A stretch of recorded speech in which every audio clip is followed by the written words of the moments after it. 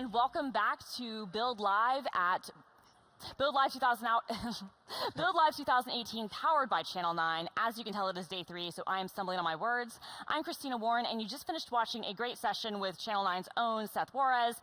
We've got more content for you coming up, but in the interim, I'm super excited about this. This is something that I wanted to talk about, and the people who are on stage with me today actually had a theater session at Build, but I'm joined by 2 members of the Twitter team. I'm joined by Charlie Kroom. You are an engineer at Twitter. Yep. And I'm joined by Jesser Shaw, who is a product manager at Twitter. And I'm also joined by Aaron Gustafson. Yep. Who works on web evangelism, accessibility. Yeah, web standards, web standards and accessibility and evangelism at Microsoft. And we're going to be talking about the talk that Charlie and Jesser gave was about Twitter's brand new progressive web app that recently launched alongside the release of the April 2018 Windows 10 update. And there's been a lot of talks at Build and in the developer community in general about progressive web apps. I thought it'd be really great for us to kind of talk about Twitter's story when it comes to progressive web apps and why you guys decided to go from a native app to a progressive web app, and what that process was like, and what the pluses and minuses are, and what are some of the integrations that Windows developers can do on their end to make their PWA more Windows-like. So, Charlie, if you want to give us a little bit of background about how we got here. I mean, a lot of people before the most recent update, before the blog post that you guys put out last week, so when the announcement happened, there was a native UWP Twitter app in the store. Now, it hadn't been updated in a while. It didn't have all the latest features. You couldn't do, group,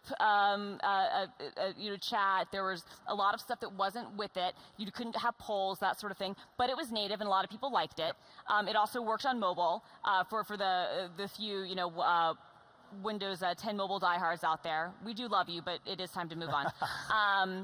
So what's the story? How did you guys get to where you are? Well, like you mentioned, we wanted to have a lot of the latest features, and we want to get to a point where we can bring in those things in real time to both Windows, the website, and our Android and iOS clients. And I think Jesser can talk a little bit more maybe about the one client sort of approach, but yeah, basically we want to bring the latest updates to all clients at once, and kind of, instead of having multiple clients where we have multiple developers working on them, having one strong core client allows us to do that. And we don't want to leave any client behind, because we're making updates across like safety and abuse, and also like bringing features like bookmarks to help you stay more informed and give you the stuff that actually matters to you. Yeah, one of the biggest things that I think maybe didn't get mentioned is in the native app, you actually couldn't report abusive content and things like that. And that's something we get for free as we move to this progressive web app approach. So it's really nice to be able to make sure that all those changes we make going forward are included on the Windows platform as well. I just want to do a quick call out because I missed this at the top of our segment. If you have a question for us, if you're able to log in online while you're watching the live stream and ask a question, do that. Or if that's not working, you can tweet at CH9, our Twitter handle, and let us know your questions for Charlie and Jesser and Aaron as we talk about this approach. And you were saying before, I mean, was Twitter responsible for the last Windows app? Yeah, so we consulted a bit on it, but it was actually developed by a third party for Twitter, and we don't have any C# developers at Twitter. Most people at Twitter are working in Scala, which is our backend framework that we use, or our backend language that we use, and all of the web developers in the web community are generally comfortable with JavaScript. It's something you see a lot of movement even now to sort of forget the complications of CSS and just do it all in JavaScript. So we wanted to make sure that we played to our strengths, and by making sure that everyone can develop on the same language, it's a lot easier for us to sort of do things only in JavaScript. So when you were kind of taking the approach of looking at, is a progressive web app the right option? Is this the best way where we can, I think your blog post, it was mentioned, we're more committed to the Windows desktop than ever. When you were kind of making the decision, what requirements did you have for a progressive web app before you said, this is going to be good enough to deliver the experience that our users want? So we kind of took a step back, and we kind of looked at who our Windows users are, and we used like the Insider program to understand that, because we didn't necessarily have a clear sense when we started out. And so we looked at kind of the stuff that desktop users were doing and kind of wanted to bring that back to the PWA. And Charlie can talk a little bit more about like the different, like how we thought about widescreen versus small screens? Yeah, so our PWA actually started as a very small Windows-only app, and we actually started with just doing it logged in. So we sort of expanded our milestones and our goals, just like you would expand a PWA, right? Our process expanded as well. So after we did the logged in mobile, we did all mobile, and then as we did the Windows app, I believe 70% or so of our Windows users are desktop users. And so we found it really important to address wider screens, address mouse gestures that people don't do on mobile as much, hovers, things like that. One of the cool pieces of feedback we got when we did the Insider build was people really wanted to be able to paste images into Compose. Yes. And it's one of those things that when we had been working on the mobile app and that roadmap, no one pastes an image on their phone. You always go and choose the file or the image Some people directly. do. I do. I copy You image. paste it. You copy it. I copy an image from like Google search or wherever, and then I paste it. Yeah, absolutely. Interesting. Yeah. And on Windows, what we're seeing is a lot of people just screenshot. You snap a screenshot in your games, Yep. and you just want to paste it into Twitter. Absolutely. So that was one of those really small things, but a very disparate use case between those. So we tried to identify a lot of those things. There's still some where we know about and are trying to sort of figure out how it'll work. But that's one of the main things we did was just to even get it into Windows, it's a different platform. It's a different form factor that you're addressing. And so we started with a form factor and then looked at bringing that form factor to Windows. Yeah. I think one of the nice things about the PWA approach is that, as they come up with these additions that they want to add to the app, new features they want to bring out and stuff like that, they don't have to go through the whole build for each platform, then deploy to each platform, get approved by the store for each platform, wait for everybody to download it for each platform. So it kind of cuts out all of that, and they can deliver immediately new experiences for the most part. I mean, there are some features that if they want to light up a certain feature in Windows, they need to roll a new package and send it to the store. But other than that, for web-based updates, for JavaScript-based stuff, they can just light that up and immediately everybody will get it, which is pretty awesome. Yeah. To build on Aaron's point, I think one of the biggest advantages to having the app in the same code base now is if we build this feature for Windows, paste into Compose, it means that desktop web users get that as well. It means that anywhere we deploy this web code, people are going to get that benefit. So when we do get night mode on mobile web, it's automatically going to come to Windows. It's automatically going to come to our APK, to KaiOS, and so forth. Yeah. We wanted to take a more user-centric approach while building this. That was also, like with the PWA, we're also building a common interface. So if you switch between clients, which over 60% of people who use the PWA do, you're kind of, you're getting a similar experience, and you carry that familiarity across clients. So you're not switching between two really different experiences, and you kind of, you build patterns, and you can go and do that on multiple clients. Mm-hmm. Should we take a look at the app just so people who are watching at home do it? So if we can switch to my my computer, I've got the app tab. So you basically you download the app from the Microsoft Store. If you're on an older version of Windows, you won't get some of the same features, but you can just go to, is it twitter.com/mobile? Mobile.twitter.com. Mobile.twitter.com. And that's how you can check out the PWA on any platform. Okay. And for this one, it's going to work best if you have the RS4 or the April 2018 the April 2018 release of Windows 10, which I do. And so once you install, I've decided to pin this to my taskbar, and I can even right-click. And as you can see, so this is one of the first integrations. It's really simple to do if you're an app developer, but it just gives you a way to link more deeply into your app. So if there's certain tasks that are really frequent on Twitter, it's 2 clicks to open Twitter and then compose a tweet. Here you can just hit new tweet, and it should hopefully open you right onto the composer. Yeah, and so this is actually taking me full screen, but I could actually go smaller. I'm going to say hello live from @Channel 9 and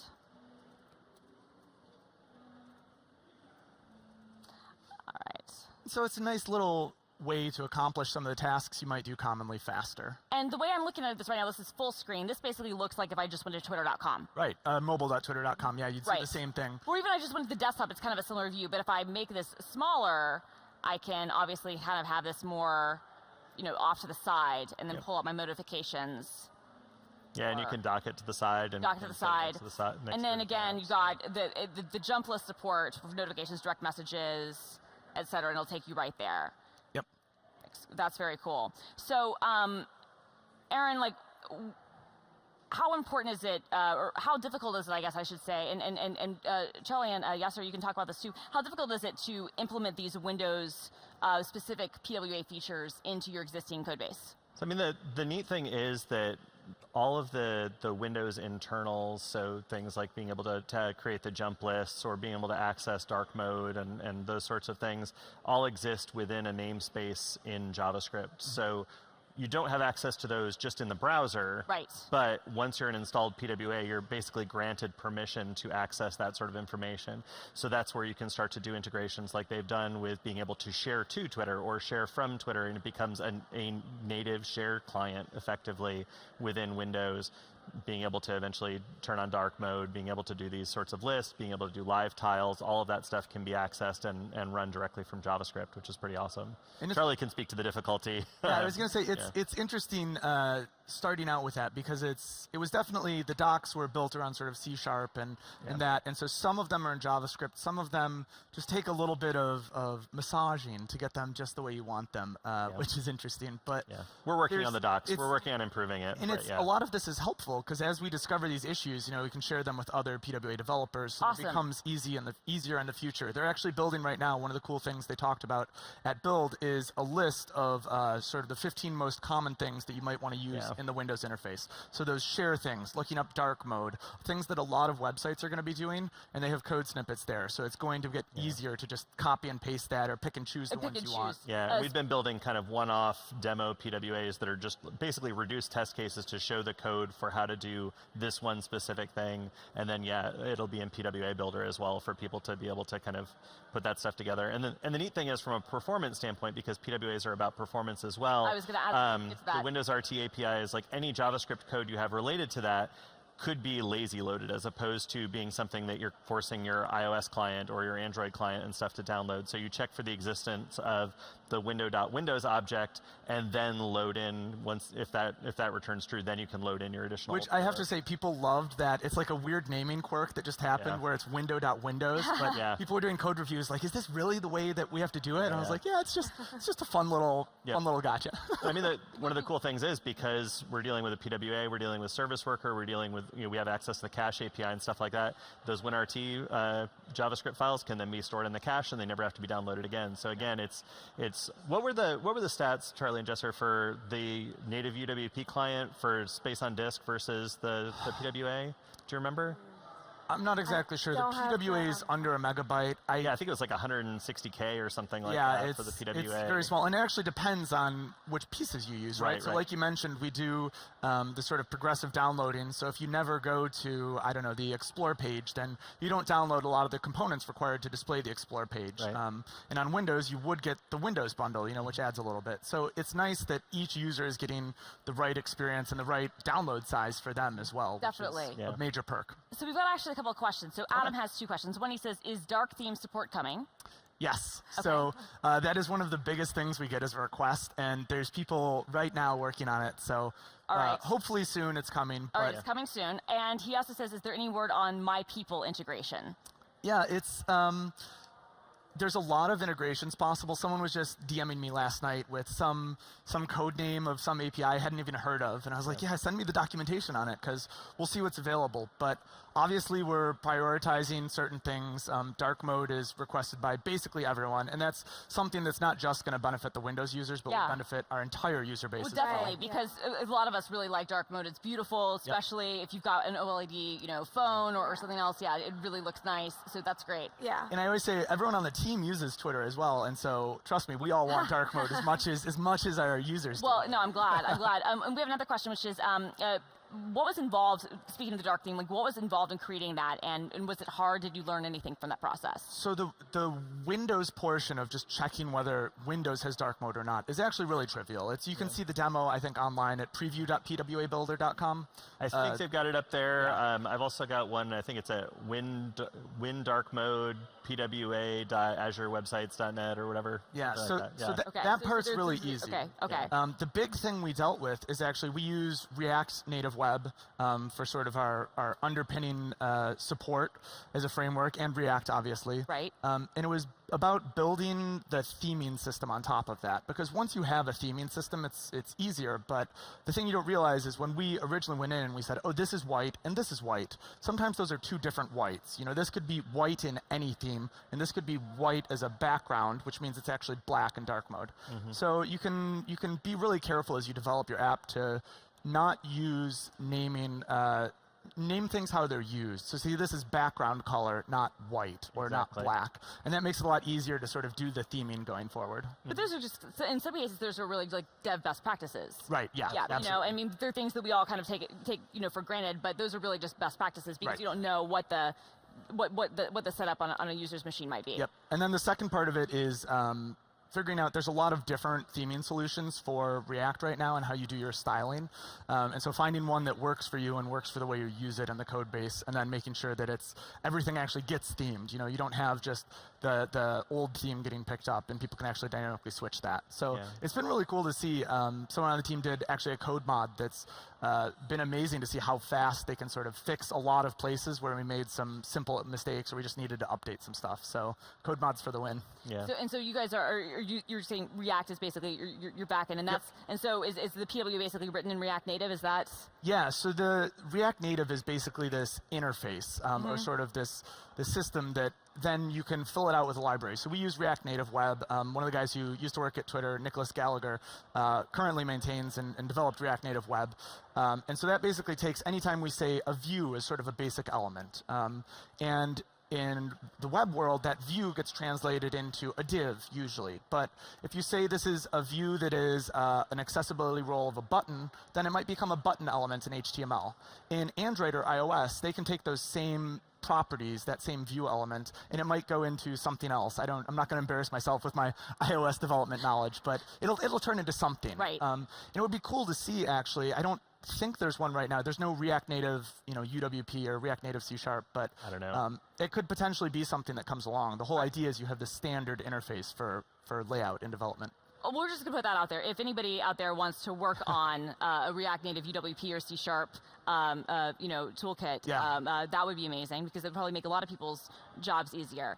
There's another. This is actually a great question, because this comes up a lot when people are looking at maybe wanting to switch from one type of app to another, or makes the decision on what direction they go in. Is it hard to update? Like, what's the process? What are the issues with caching? How do you update your app once it's been released and deployed, especially when you're in the Microsoft Store? Yeah, so as Aaron mentioned, I think one of the main benefits of a PWA is that we can deploy it like we deploy our website already. So we actually do it every day. There's no approval process. We just deploy the updates. There are very few integrations with Windows that actually require an update in the Microsoft Store. Right. One of the things we actually ran into is we released so fast and we changed things so quickly, people look for release notes, and they're not in the store. So how do they figure out what's new? And that's something where it's like a good side effect of PWAs. We're trying to figure that out. With it could caching, be an interesting candidate for like a push notification. That would actually be interesting. Yeah, something like that, or something in the app, because it's something that traditional apps have that solved for by the store, but we're still figuring out. Although some of the stores hide, how easy it is to find the notes if updates are updated automatically or whatever.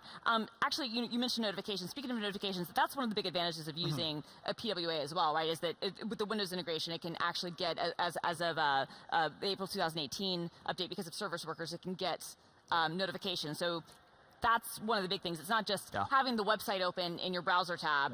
It's actually, I can have it, on my taskbar, and then I can get a notification the native way when someone mentions me or sends me a direct message. Is that right? Exactly. And it's great too because you get whatever integrations your OS has. So you have do not disturb mode or privacy mode or whatever it is on different systems. It'll be respected. So those push notifications will go into Notification Center and Mac OS and the Windows notification tab and the Android notification bar. So each platform has a different way of handling notifications, but from our perspective as developers, we just use the web API to do push notifications, and it just works on multiple platforms. It's really cool. And that's one of the things I've gotten from people who've been working in Windows and who developed hosted web apps before PWAs became a thing. They were like, well, we've had notifications in Windows from web for a while, but that was tailored specifically to Windows, and this is a web standard for push notifications, so the same client code works in Android, iOS, et cetera, et cetera, et cetera. So you're not writing something unique for each of those platforms. You're writing it once and deploying it everywhere, which is a much nicer solution, honestly. So you're talking about hosted web apps, which used to be kind of a thing. What would you say from your guys' experience? What is kind of the fundamental difference if somebody says, "I used to do a hosted web app"? Why should they? And maybe it didn't work out so well. Why should they be considering PWAs now? I feel like Aaron, maybe you can speak the most. So, I mean, a hosted web app effectively was the precursor to PWA. Yeah. So a PWA is if you built a hosted web app and you were happy with it. If you have it under HTTPS and you have a web app manifest and you have a service worker, it is effectively a PWA. I mean, it's all web as native, effectively. So there's not a whole lot of difference between the two of them. For people that maybe had issues with doing hosted web apps previously and weren't happy with the results, I think the web's come a long way. We have a lot more APIs now. You have a lot more control with service worker over how you're handling offline stuff, whereas we only had the app cache previously, which was not a terribly fun way to manage offline. So there's a lot more that we can do now, and we can create richer experiences for people who have the ability to take advantage of those progressive enhancements. And I think a common misconception is that a PWA is a total app rewrite. You have to remake your website, and I didn't make a PWA, so I have to remake it as one. Yeah. But that's the whole point, is that you're gradually adding these pieces and requirements on top. And so really to get started with a PWA, all you sort of need is a manifest, a service worker, and HTTPS, which makes it secure, which you should have anyways. Exactly. At this point. And I think there's also another misconception that if you're building a PWA, it has to be a single page app, or it has to be a JavaScript framework, or you need to use React, or you need to use this, that, and the other. You don't. You can build whatever. You could have a static, Jekyll-based site that's just HTML files, and as long as you have that web app manifest and a service worker, it's under HTTPS, it's a PWA. There's no restrictions on what it is that you can make a PWA. So the first edition of my book, Adaptive Web Design, I have online as HTML. I turned it into a PWA so people could basically install it and read it offline. Like that's just a good way to go, and it's all static HTML, right? I feel like more than anything, it's a style of development. Exactly. It's the idea of making sure that you have a great base experience, and then you can build on top of it in little ways. That it's a very iterative, short cycle development method. And the nice thing is, if people don't have a client that can support things like Service Worker, then the user's not really missing out. They're just getting a better experience if they do have Service Worker. So it's not like there's a barrier to entry from a client standpoint either. Just your product manager, what are some of your hopes and dreams to make the PWA better in the future? What are some things that you would like to be able to see in the future or add to the experience? Well, night mode, but that's coming soon, obviously. I think offline support would be great, because as what the expansion of the PWA, what we're trying to do is we're trying to make it universally accessible across a variety of networks. So that's something that the team is also thinking about potentially. Yeah, one of the things I really like about the new one is as we noted, you get some of the safety features as well, but bookmarks is something Professor actually, she worked on that. She spearheaded that. Oh, fantastic. Yeah. Fantastic. And for people who are Twitter users but might not be familiar because it's a fairly new feature, tell us about what Twitter bookmarks are and how they're different than just me liking everything that I ever want to save. So Twitter bookmarks essentially allows you to save something for later, and it puts in a chronological order, so even if it's a tweet from 8 years ago and you saved it, it'll save it in the correct order that you bookmarked it. And I love that feature. Many times I think a lot of us, we're kind of ad hocing, liking things, and because the order of likes is based on when the tweet was sent, if it was an older tweet, it would be, very hard to go back and it's funny the number of workarounds we saw that people had for bookmarks. So, we added this and we test everything. We sort of see, and as we looked at some of the metrics, it's like, oh, there's a few less likes and there's a few less DMs, because people were, as we talked to our users and we did the user research around this, they're DMing it to themselves as well, which is kind of the workaround for bookmarks. I had an if this then that task that took anything that I liked and saved it to a spreadsheet. Same. Well, I had a pinboard. I had pinboard integration. So every time I would like something, if it had a URL attached, it would save the URL to pinboard. We got a couple other questions. This one, is there any possibility of making the Twitter PWA part of a Fluent design app?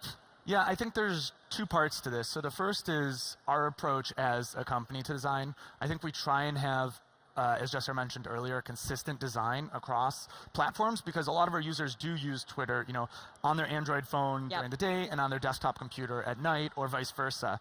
So being able to find all those actions within the app is really valuable. And then the second part is, there were some talks at Build about this actually, with being able to do a major component of Fluent design is sort of that blurred background, blurred see-through to the background. I believe you can't, Aaron can correct me, you can't do that right now, but it's something not right now on the web, but it's something that that folks have been working on in the standards bodies to come up with a non-hacky way to accomplish that. So in the future, it's possible, but right now, I think we'll probably stick with the current design. I think there's a fine line there. I mean, I think from a user standpoint, it's nice sometimes to have apps feel like they're part and parcel of the OS. But then, as you guys are talking about, like from a branding perspective and from a consistency perspective, it's really important for actual user experience for you to have a consistent experience within one app from platform to platform. So while I could see Twitter maybe adding a few flourishes that are slightly Windows-esque within the Windows context. Yeah. I don't know that there would be huge value. Obviously, you guys would be the ones to decide that. But for me personally, thinking about it as a product person, that consistency of experience from platform to platform would be the more important thing for me than having it look like the OS that it's on. So it's kind of like, I remember before I came to Microsoft years ago, I was in client services, and we had a client come to us and they were like, okay, instead of checkboxes, we want to be able to have the switch controls and we want them to look like iOS. And this was when iOS 6 was out and 7 was on the forefront. Okay, so it was still skeuomorphic, but it was about to go to the flat design. Exactly. And so I was like, so which one do you want to map to? And so like, how far do you want to take this? And how many Android skins do you want to map this to? And how much do you want to maintain this over time? Because it's just going to become heaps and heaps of code, and you're going to have all of this testing code to figure out which design do we apply. Right. Or do we just use a checkbox? Or I mean, and then, this isn't as big of an issue because of the power of PWAs, but if you have multiple device types you're targeting, if one can't be updated and you have an inconsistent experience across those, we see that a lot with set-top boxes, where the Netflix experience that was built, like 5 years ago is now very different. And so for Twitter's perspective, I'm sure for users, you want people to know where to find notifications, where to get mentions, where to be able to search, and if those things change, you don't want it to be confusing. That said, I also, as like a native app lover, I understand the concern that people might have of, I want it all to kind of look consistent. And that's why things like dark mode, and maybe if we can get some standards things involved to map to some of the, blurred background stuff, we can have maybe a happy medium. Yep, exactly. All right, so we're about running out of time. We're about to go to our next live session, live stream, our next session. But where can people find more about the Twitter PWA, and where can they find out more about PWAs in general? The Twitter PWA, you can always check out mobile.twitter.com. We tweet with some of the updates from @TwitterEng, I believe. Okay. Or just @Twitter. Twitter, @TwitterEng, okay. And we have some blog posts, I think, coming with a little bit more about the app. And you can always check out our session, I think is posted online on the Channel 9 archives. Excellent. Yeah. And we have a lot of docs on the Microsoft Edge Dev blog about it. We have a couple sessions. We had a total of, I think, 6 sessions that were PWA or PWA adjacent here at Build. PWA Builder is another great resource, pwabuilder.com. PWA Builder, and also NVN has some docs all up for people who are building PWAs for cross platforms, if people want to see what service work or what features are supported on which device. Yeah. And I also want to note that I did an interview, it might already be live on our YouTube channel, last night with Kyle Flug and with Jeff from the Edge team to give a more general overview of PWA. So if you are kind of looking for a more high level look at that, check out that video, and check out the blog post as they mentioned. The app is also in the Microsoft Store if you just search Twitter and PWA Builder and the Edge blog. Yep. Yeah. All right. Got it. And you can always reach us on Twitter too. Okay. Of course. Gotta put that plug in there. Yeah. Well, I mean, absolutely. Tweet. Just tweet. Like if you have an issue or questions. Yep. We're all on Twitter. Yep. You guys are on Twitter, obviously. We all get the issue. It's kind of part of the job. All right. Great. Well, thank you all so much for joining me, and now on to the next one.